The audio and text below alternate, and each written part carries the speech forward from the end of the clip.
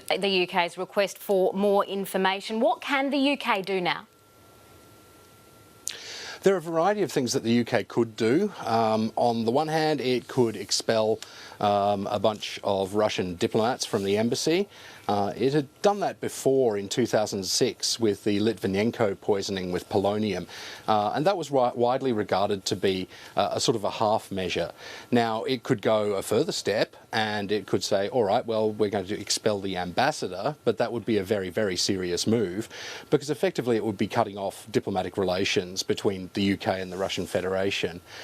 I think my guess is that the UK is more likely to respond with some targeted sanctions against key Russian individuals, and those would be individuals with close links to the Kremlin, people in business, people in politics, and there are, as we know, many, many Russian businessmen who do like to call the UK either home or a de facto home and invest a large amount of money there.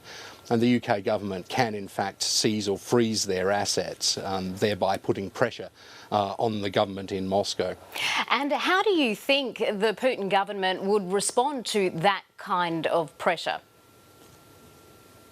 Oh, very poorly, and it would probably respond in kind. Already we've heard out of Russia that if one of the suggestions coming out of the UK that it were to block Russia Today, the news channel, from operating in the UK, then immediately it would ban the BBC. So Russia has a tendency to respond in kind when it comes to these types of sanctions, either sanctions on individuals or sanctions with respect to the broader Russian state, as we've seen in Crimea and in Ukraine as well. Rex Tillerson has been unceremoniously dumped as the US Secretary of State over Twitter. President Donald Trump announced the sacking after a series of public clashes with Mr Tillerson over key foreign policy. Observers say the latest shake-up of Mr Trump's cabinet deepens the disarray in his administration. Chief Foreign Correspondent Philip Williams reports. So help me God. Forget the phone call or the face-to-face, Rex Tillerson discovered he was surplus to requirements via a Trump tweet. Rex and I have been talking about this for a long time. We got along actually quite well, but we disagreed on things. Rex Tillerson was warned by the President's Chief of Staff of his tenuous tenure while touring Africa. The President cut him out of the decision to hold talks with North Korea's Kim Jong-un.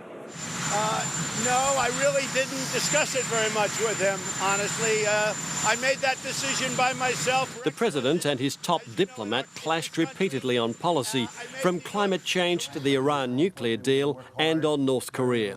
Mr Tillerson infamously refused to deny that he once called the President a moron. I think Rex will be much happier now, but I really appreciate his service. But with Mike, we've had a very good chemistry right from the beginning. I do, sir. His replacement, Mike Pompeo, former Republican congressman, now CIA director, is more ideologically aligned to the President's view of the world. Nobody's closer to President Trump than Mike Pompeo. But losing his Secretary of State just weeks before historic talks with Kim Jong-un is seen by some as risky. I think it again shows the extraordinary disarray in the White House.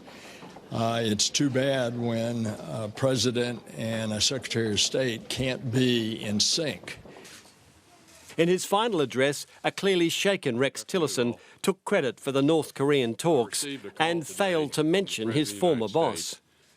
I'll now return to private life as a private citizen, as a proud American, proud of the opportunity I've had to serve my country. With Tillerson done, the President headed west to California. He was inspecting a Walmart of prototype barriers aimed at keeping those in the south from heading north. If you don't have a wall system, we're not going to have a country. Not all Californians were giving the President a red carpet welcome. He's a racist, he's misogynistic, and he's totally unqualified. Donald Trump returns to Washington after yet another change to his team. More than 20 of his closest advisers have gone already, and he's hinted the cull isn't over yet. Philip Williams, ABC News, Washington.